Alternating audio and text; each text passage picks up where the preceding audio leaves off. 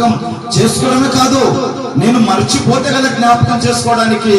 నేను మర్చిపోలేదు, నేను నీతో నీ పక్కలో ఉన్నాను, నేను నీతోనే ఉన్నాను, నేను మర్చిపోలేదు. నీ ప్రాకారాలు కడుతున్నాను, నీ ఆశీర్వాదాన్ని సిద్ధపరుస్తున్నాను, నీకు మార్గాన్ని సిద్ధపరుస్తున్నాను.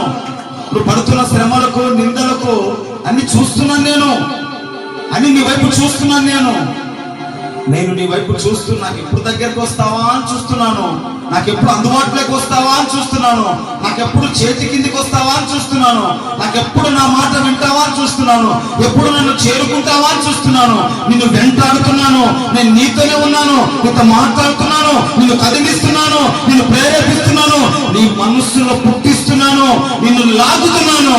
అయినా నువ్వు రావట్లేదే, అయినా నా సన్నిధికి దూరమైపోతున్నావే, అయినా దూరంగా బ్రతుకుతున్నావే. నువ్వెంత చేస్తున్నా, ఇంత చేస్తున్నా నేనేమన్నా అన్నానా? నువ్వెంత చేసినా, నన్ను ఎంత గాయపరిచినా, నీకు ఇష్టం వచ్చినట్లు బ్రతికినా, నువ్వు మరలా నా సన్నిధికి వస్తావని నేను నీ వైపు చేయి చాపి ఉన్నాను.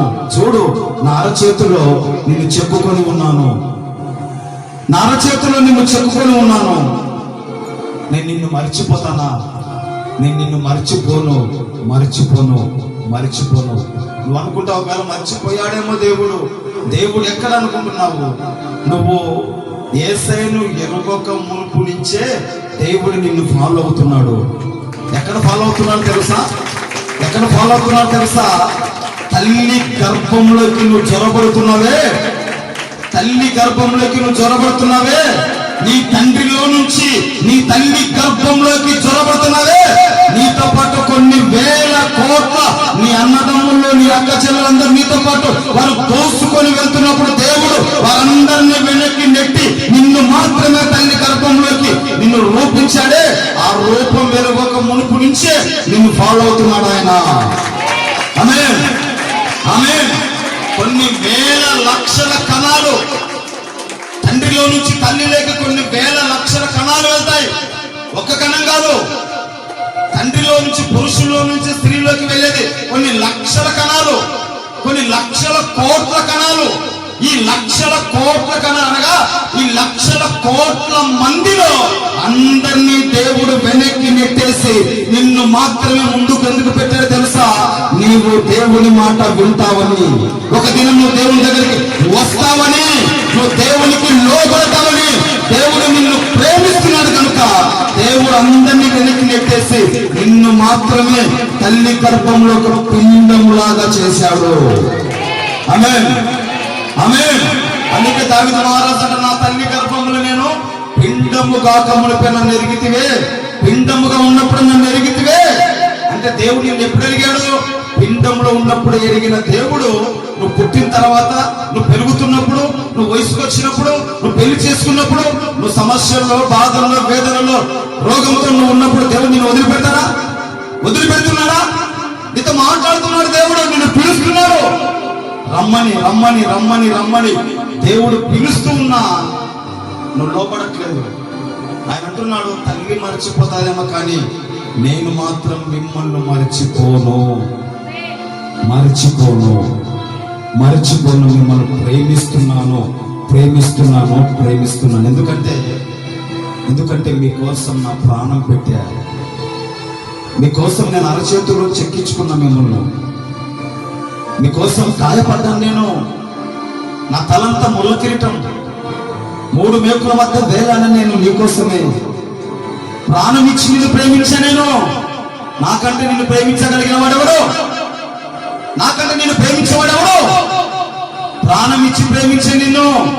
ఒకవేళ నీ కోసం నీ ప్రియుడు ఏమైనా ప్రాణం ఇస్తాడేమో, ఒకవేళ నీ కోసం నీ భర్త ప్రాణం ఇస్తాడేమో, నీ భార్య ప్రాణం ఇస్తాడేమో.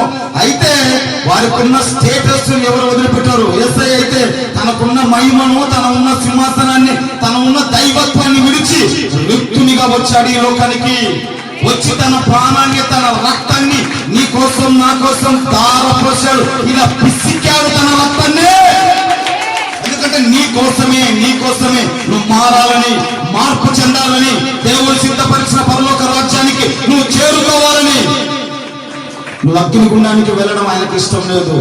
నువ్వు మారాలనే ఎంత ప్రేమించాడంటే ప్రాణం ఇచ్చేంతగా ప్రేమించాడండి ఆయన. ప్రాణం ఇచ్చి ప్రేమించాడు ఆయన. అందరు మాటలు చెప్తారు, వద్దు సోది మాటలు చెప్తారు. నేను ఇంత, నువ్వంతా, నేను ఇలా చేస్తా, నువ్వంటే నాకు ఇష్టం, నువ్వంటే నాకు అది, నాకు ఇది, నీకు ఇది.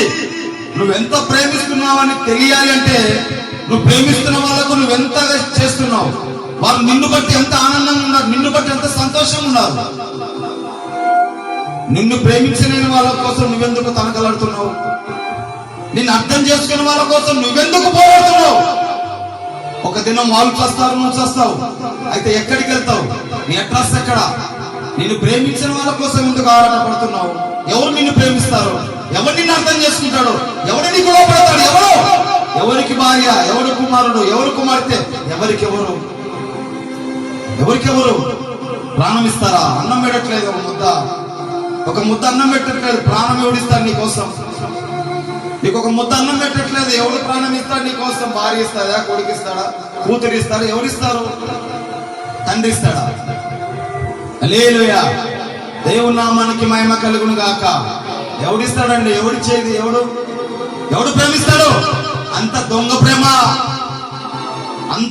ప్రేమ, ఈ లోకంలో అంత ప్రేమ, దొంగ ప్రేమ, నాటకాలు, వేషధారణ, మోసకరమైన ప్రేమ, కామంతో కూడిన ప్రేమ. ఇది స్వేచ్ఛమైన ప్రేమ కాదు, మచ్చలేని ప్రేమ కాదు, పరిశుద్ధమైన ప్రేమ కాదు. ఇది కామంతో కూడిన ప్రేమ, మోసంతో కూడిన ప్రేమ, నాటకాలతో కూడిన ప్రేమ, వేషధారంతో కూడిన ప్రేమ, దొంగ ప్రేమలు.